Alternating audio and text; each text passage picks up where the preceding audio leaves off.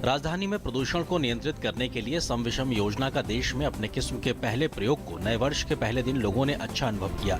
सड़कों पर सम नंबर की कारें कम दिखी, जबकि चालान भरने वालों ने सरकार को जमकर कोसा।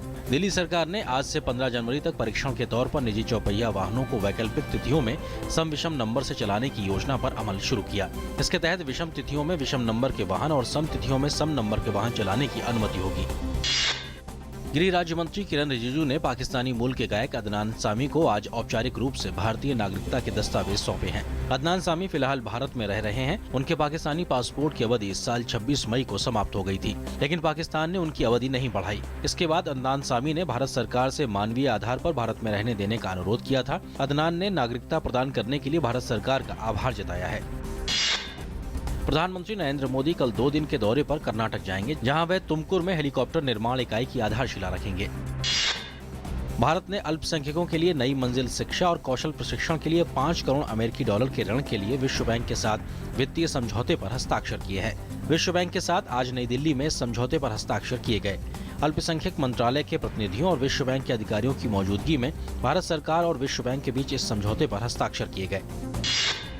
सरकार ने सेंसर बोर्ड की समीक्षा के लिए जाने माने फिल्मकार श्याम बेनेगल की अध्यक्षता में एक समिति गठित की है, जो 2 महीने में अपनी रिपोर्ट देगी। समिति में फिल्मकार राकेश ओम प्रकाश मेहरा, पीयूष पांडे, सुश्री भावना सोमैया और नीना लत गुप्ता को सदस्य बनाया गया है, जबकि सूचना एवं प्रसारण मंत्रालय में संयुक्त सचिव फिल्म इसके संयोजक होंगे।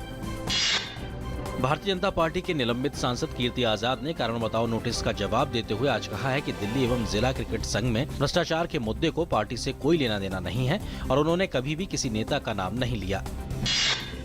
राष्ट्रीय जनता दल के अध्यक्ष लालू प्रसाद यादव ने बिहार में कानून व्यवस्था को लेकर महागठबंधन के नेताओं के बेतुके बयानों को ज्यादा तवज्जो नहीं देने का मीडिया से आग्रह करते हुए अपने नेताओं को बिना सोचे समझे बयान नहीं देने की आज नसीहत दी है। जम्मू कश्मीर राज्य के झंडे को फहराने को लेकर पूर्व में दिए गए उच्च न्यायालय के फैसले पर 2 जजों की बेंच ने रोक लगा दी है। कोर्ट ने अपने आदेश में राज्य सरकार को आदेश दिया था कि सरकारी इमारतों और संवैधानिक पदों पर बैठे लोगों के वाहनों पर राज्य का झंडा फहराया जाए। इससे पहले हाईकोर्ट की सिंगल जज की बेंच ने Jammu Kashmir prevention of insult to state honour act 1979 पर अमल करने को कहा था।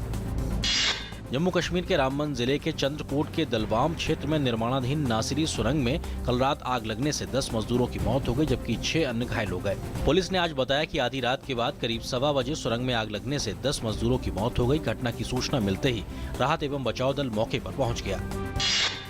अंतर्राष्ट्रीय बाजार में कच्चे तेल की कीमत में जारी गिरावट के मद्देनजर पेट्रोल और डीजल के दाम घटे। वहीं सब्सिडी वाला रसोई गैस 7 पैसे और गैर सब्सिडी वाला रसोई गैस सिलेंडर 49 रुपए 50 पैसे महंगा हो गया।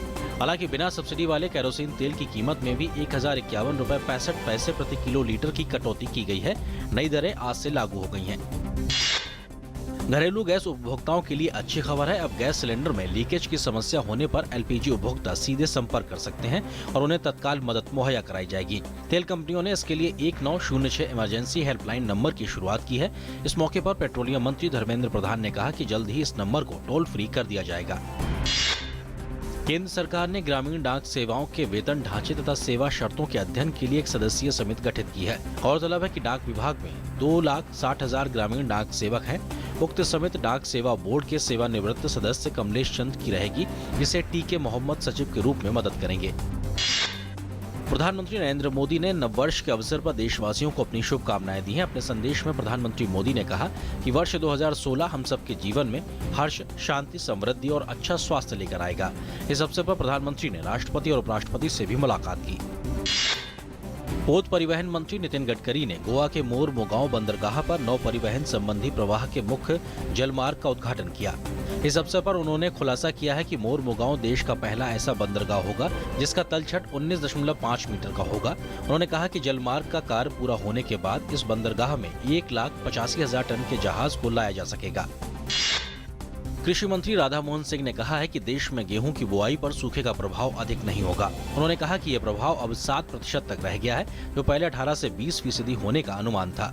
राधा मोहन सिंह ने कहा है कि पिछले 18 महीनों में विभिन्न फसलों की 93 प्रजातियां विकसित की गई हैं, जिससे सूखे तथा देश के विभिन्न हिस्सों में बेमौसम बरसात का प्रभाव कम करने में मदद मिलेगी।